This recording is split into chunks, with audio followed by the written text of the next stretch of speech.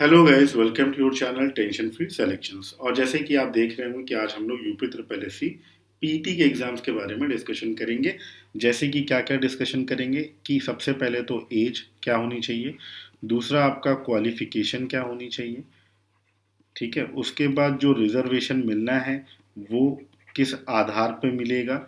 दूसरी बात, other state के लोग जो आपका फॉर्म भरेंगे वो क्या भर सकते हैं या फिर नहीं भर सकते हैं।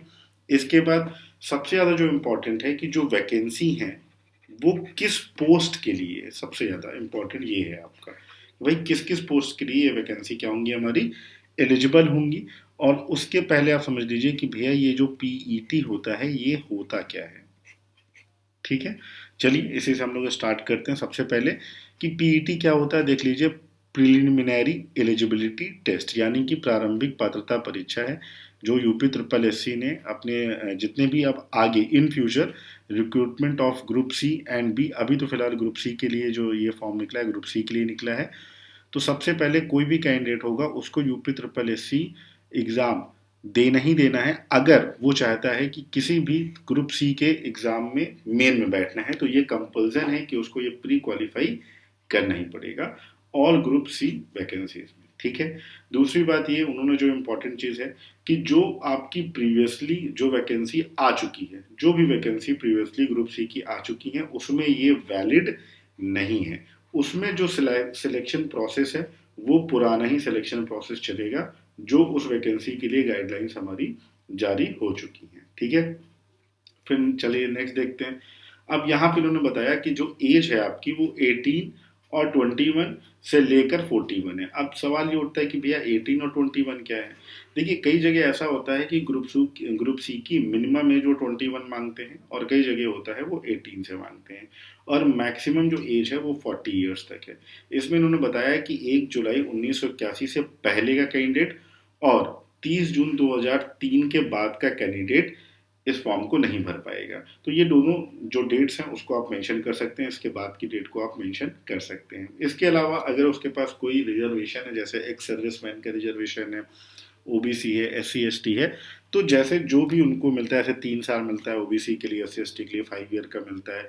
एक्स सर्विसमैन है या फिर दिव्यांगजन है, कोई विकलांग है, तो उसके लिए जो रिजर्वेशन मिलता है वो सारे के सारे रिजर्वेशन वैसे ही उसमें क्या होंगे, प्रभावी रूप से चालू रहेंगे, ठीक है। और इन्होंने बताया कि जो एज की कैलकुलेशन है वो हम भैया हाई स्कूल की जो मार्कशीट होगी उसी के ही द्वारा हम क्या करेंगे, टैली करेंगे। इसके अलावा दूसरा कोई भी अभिलेख मान्य नहीं होगा। तो हाई स्कूल की ही मार्कशीट से वो आपकी जो एज है वो कैलकुलेट करेंगे। क्वालिफिकेशन है मिनिमम 10th, यानी कोई 10th पास होना चाहिए। लेकिन आपके पास जितनी भी, अगर आपके पास पीजी है तो आप पीजी, क्योंकि यहाँ पे इन्होंने हाईएस्ट क्वालिफिकेशन का जो कॉलम रखा है वो पीजी तक ही रखा है। तो मेरा सजेशन यही होगा कि अगर आप सब लोग पीजी हैं या बैचलर हैं तो वो मैक्सिमम जहाँ तक भर सकते हैं वो भरिएगा। इसलिए क्योंकि जब आप मेन एग्जाम देंगे या फिर उसके बाद इंटरव्यू आप देंगे तो वहाँ पे उसकी आपको क्या मिलेगी, प्रेफरेंस मिल जाएगी। आपको पता है कि फॉर्म भरने की जो डेट है वो 25 में से स्टार्ट हो चुकी है और एंड जो डेट है आपकी वो 21 जून तक आप इस फॉर्म को भर सकते हैं। इसके बाद इसमें एक इन्होंने क्या किया है कि करेक्शन का मौका दिया है और उसमें भी एक कंडीशन ये है कि आप सिर्फ फॉर्म को एक बार ही फॉर्म को करेक्ट क्या कर सकते हैं, करेक्शन में कर सकते हैं। इसके अलावा आपकी ईमेल आईडी और मोबाइल नंबर, ये दोनों चीज़ें क्या होनी चाहिए, कभी भी आपकी खराब नहीं होनी चाहिए और ये चलती हुई हालत पे रहना चाहिए, क्योंकि इन दोनों चीज़ों पे करेक्शन नहीं है। और पूरे फॉर्म में सिर्फ और सिर्फ एक ही बार आप करेक्शन कर सकते हैं, वो करेक्शन चाहे जो हो। दूसरी बात, करेक्शन आपका इन डेट के 1 हफ्ते तक ही चालू रहेगा, उसके बाद करेक्शन आपका ऑटोमेटिक हट जाएगा। तो इम्पोर्टेंट पॉइंट ये है कि जब आप उसका फाइनल प्रिंट निकालें तो एक बार आप चेक कर लें कि भाई आपसे कहीं गलती तो नहीं हो गई। अगर गलती हो गई है तो उसको आप तुरंत ही सही कर लें, क्योंकि बहुत सारी वैकेंसीज, अभी लेटेस्ट की बात करूं तो 69,000 टीचर वैकेंसी में ये प्रॉब्लम हुई है और कई लोगों को अभी तक नौकरी नहीं मिली है। उसके आधार पे मैं आप लोगों को ये बात बता रहा हूँ। फिर चलते हैं। यहाँ पे उन्होंने बोला है कि यदि किसी अभ्यर्थी द्वारा प्रारंभिक परीक्षा प्रतिभाग नहीं किया गया, जो मैं आपको पीछे बता चुका हूँ कि अगर किसी ने इस पीईटी एग्जाम में अगर अपीयर नहीं हुआ है तो वो क्या होगा, मुख्य परीक्षा हेतु आवेदन नहीं कर सकता है, ठीक है। और दूसरी बात उन्होंने ये बताई है कि भैया देखो ये प्रारंभिक आर्ता परीक्षा का जो स्कोर होगा उसके मतलब उसके फेवर में से मान लीजिए कि 100 नंबर का है और आप लिया है मान लीजिए 75 लिया है, ठीक है। तो आप क्लेम नहीं करेंगे कि भाई 75 है तो एक जॉब मुझे दो। तो उन्होंने बताया कि किसी पद के सापेक्ष चयन किए जाने हो तो कोई स्वीकार्य नहीं होगा, यानी कोई भी दावा स्वीकार्य नहीं होगा। आप कितने भी नंबर लिए हैं वो बाद में सारी चीज़ें पता चल जाएंगी। और वैसे भी अब की बार आपको पता है कि हर एक एजेंसी को अलग अलग चीज़ें बांटी गई हैं, तो मतलब मान के चलिए कि चीटिंग के जो परसेंटेज हैं वो बहुत कम है, क्योंकि अब की बार हर एक एजेंसी को अलग अलग काम दिया गया है और लास्ट टाइम तक आपको ये नहीं पता रहेगा कि इस सेट का पेपर इस कॉलेज में जाना है या कहाँ जाना है। तो इस बार हो सकता है कि पहले की अपेक्षा अब की बार जो चीटिंग लोग करते हैं वो ना कर पाए, ठीक है। दूसरी बात मैं बात करता हूँ देखो सैलरी की। तो सैलरी क्या होता है, यहाँ पे इन्होंने बताया कि आपका जो मिनिमम पे ग्रेड है ग्रुप सी का वो है आपका 1900, ठीक है। और अगर मैक्सिमम पे ग्रेड की मैं बात करूँ तो जो हमारा दो पे ग्रेड चलता है, एक चलता है 4200 और एक चलता है 4600, ठीक है। तो 4200 वाला भी पे ग्रेड वाला पर्सन भी ग्रुप सी में ही आता है। तो हो सकता है कि भाई आपका, क्योंकि वहाँ पे कई सारी पोस्ट निकलती है, मैं आपको आगे बताऊंगा कि किस किस पोस्ट पे आप अप्लाई करेंगे और कौन कौन सी जॉब जो होंगी वो निकलेंगी। तो किसी का पे ग्रेड 1900 होगा, किसी का 2400 होगा, ठीक है। ऐसे ही बढ़ते हुए क्रम पे होगा। जो मैक्सिमम होगा मेरे हिसाब से वो 4200 पे ग्रेड होना चाहिए, क्योंकि उन्होंने बताया है कि ग्रेड पे 1900 रुपये से लेके, किंतु वेतन बैंड ग्रेड पे 4600 से कम की सीधी भर्ती की समास्पद है ना। 4600 से कम होगा और 1900 से या उसके ऊपर जितने भी हो सकता है वो हमारा हो सकता है, ठीक है। बस समझ में आ गई। तो यहाँ पे जो आपकी सैलरी होगी वो भी स्टार्टिंग बेसिस पर बात करें तो 20,000 से 25,000 के बीच में। बाकी डिपेंड करता है डिपार्टमेंट टू डिपार्टमेंट और पोस्ट टू पोस्ट डिपेंड करता है कि आपका सिलेक्शन कहाँ पे होता है। बट मैक्सिमम जो पे ग्रेड होगा वो 4200 होगा, ठीक है। फिर नेक्स्ट चलते हैं आगे। अब इन्होंने ये बताया कि जैसे दूसरे स्टेट के लोग फॉर्म भर सकते हैं कि नहीं, तो दूसरे स्टेट के लोग फॉर्म भर सकते हैं, उसमें कोई प्रॉब्लम नहीं है। लेकिन अगर दूसरे स्टेट का कोई पर्सन है और अगर मान लीजिए वो SC ST है या OBC है या कोई भी है, ठीक है, या वो कोई फ्रीडम फाइटर का होगा, कुछ भी होगा, तो उसमें लिखा है कि उसको उत्तर प्रदेश राज्य का मूल निवासी अगर नहीं है तो उन्हें आरक्षण का लाभ अनुमन्य नहीं है।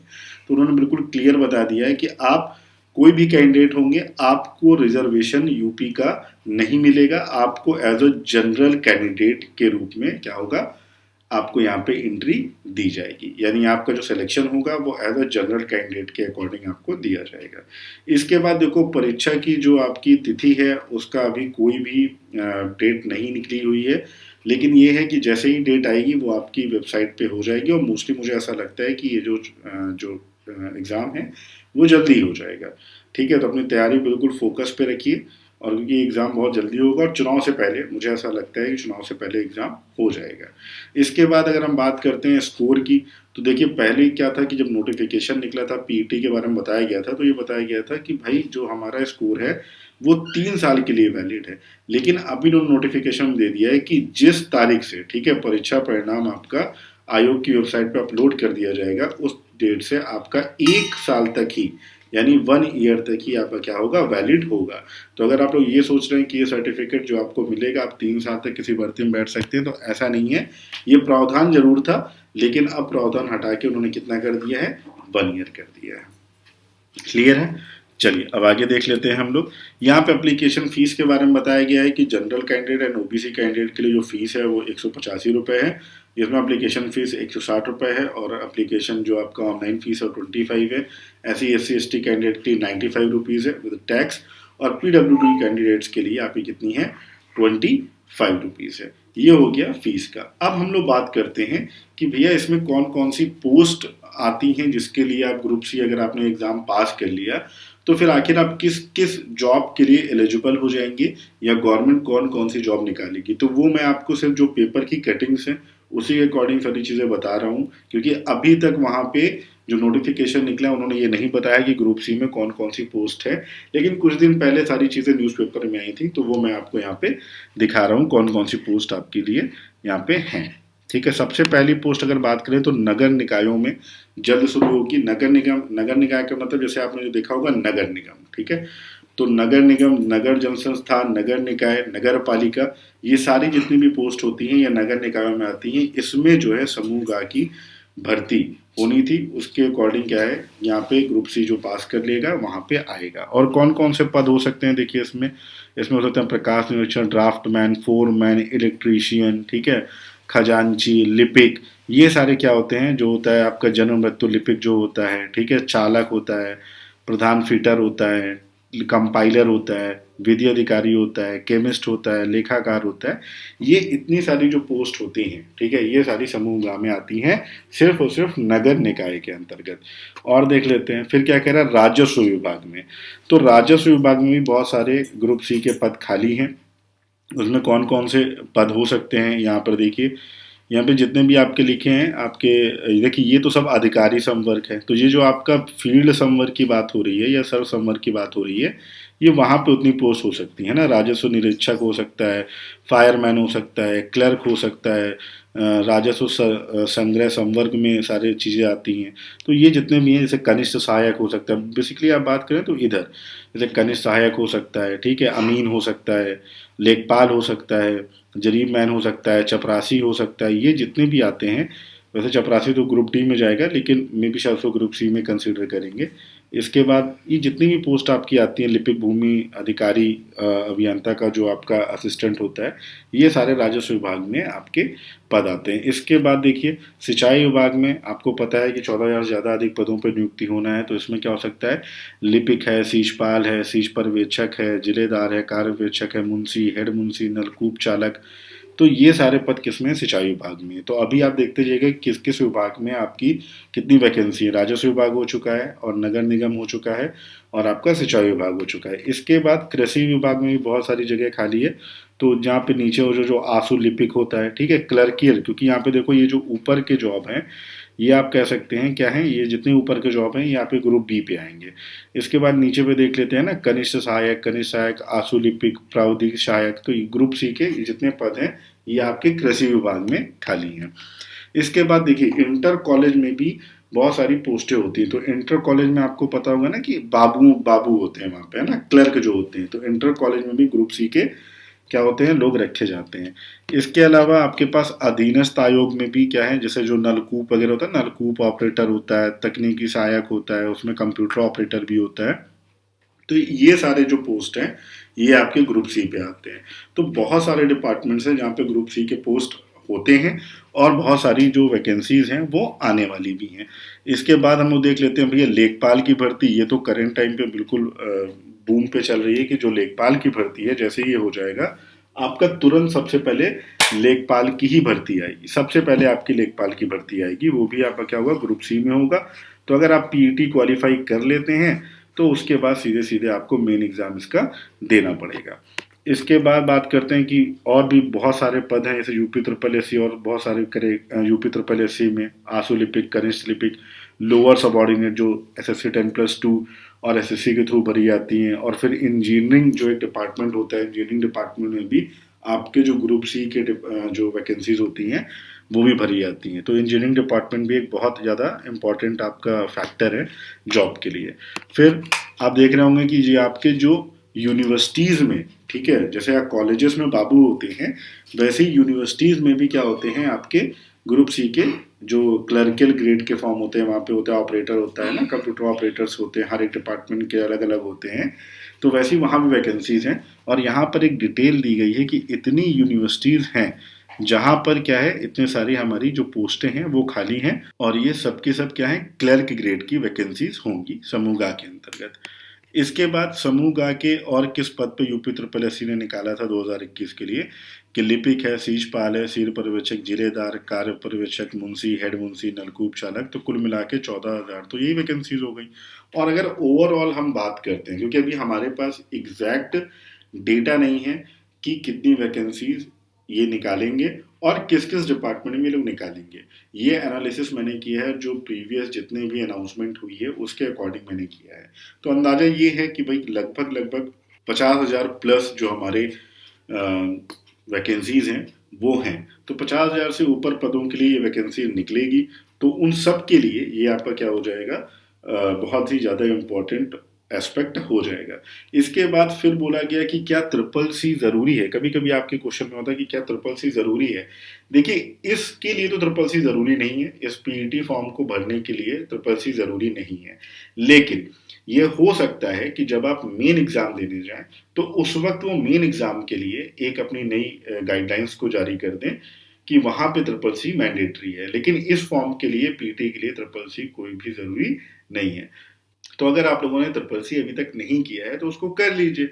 हो सकता है कि मेन एग्जाम में वो काम आ जाए। ठीक है, तो चलिए इसी के साथ आज का सेशन खत्म करते हैं। अगर आपको सेशन पसंद आया हो तो प्लीज़ लाइक करें, शेयर करें, सब्सक्राइब करें and please press the bell icon, ताकि जितने भी नए वीडियोस आते रहें वो आप तक पहुंचते रहें। और इसके बाद में इसका फुल स्टडी मटेरियल, अभी हम लोग इसका जो नेक्स्ट टॉपिक बनाएंगे वो बनाएंगे फुल सिलेबस के ऊपर। सिलेबस के बारे में पूरी बातें करेंगे कि क्या क्या टॉपिक हम लोगों को पढ़ना है। ठीक है, तब तक के लिए बाय बाय, मिलते हैं नेक्स्ट टॉपिक।